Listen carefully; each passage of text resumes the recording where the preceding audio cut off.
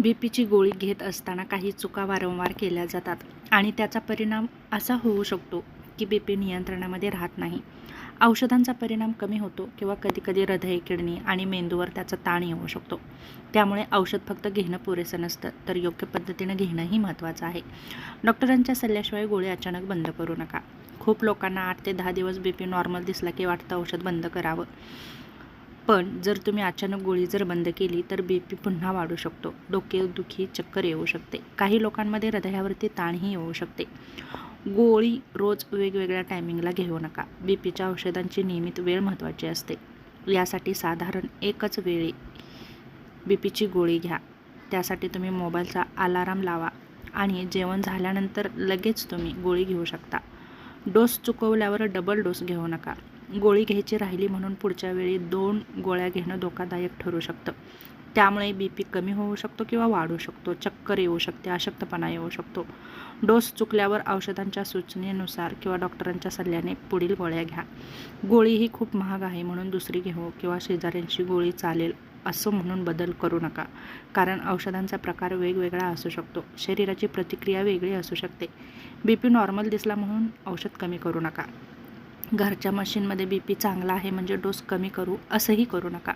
BP वाढवणारे घटक म्हणजे झोप कमी, ताण जास्त, मीठ जास्त, व्यायाम न करणं, पाणी पुरेसं न पिणं यामुळे बीपी वाढू शकतो. म्हणून मीठ कमी न करता फक्त गोळीवरच अवलंबून राहू नका. मीठही कमी घ्या. गोळी घेत असतानाही जास्त मीठ, पापड, लोणचे, जंक फूड टाळा. हे पदार्थ तुमचा बीपी वाढवू शकतात. त्याचप्रमाणे वेदनाशामक गोळ्या वारंवार घेऊ नका. काही वेदनाशामक औषधे बीपी वाढवू शकतात किंवा औषधांचा परिणामही बदलू शकतात. म्हणून नेहमी डॉक्टरच्या सल्ल्यानेच बीपीची औषधे घेत राहा. धूम्रपान, मद्यपान टाळा. कॉफी जास्त घेऊ नका. यामुळे आपल्या बीपीचं नियंत्रण बिघडू शकतं. हृदयावरती ताण येऊ शकतो. बीपी मोजण्याच्या पद्धतीमध्ये चुका करू नका. बीपी तपासताना 5 मिनिटे शांत बसा. चहा, कॉफी लगेच घेतली असेल तर थोडा वेळ थांबा. हात हृदयाच्या पातळीवरती ठेवा. फॉलोअप घेणं अजिबात टाळू नका. बीपी ठीक वाटत असला तरी नियमित तपासणी करणं खूप महत्त्वाचं आहे. बीपीची नोंद ठेवा. क्लिनिकची तपासणी करा. डॉक्टरांकडे जाऊन योग्य ते मार्गदर्शन घ्या.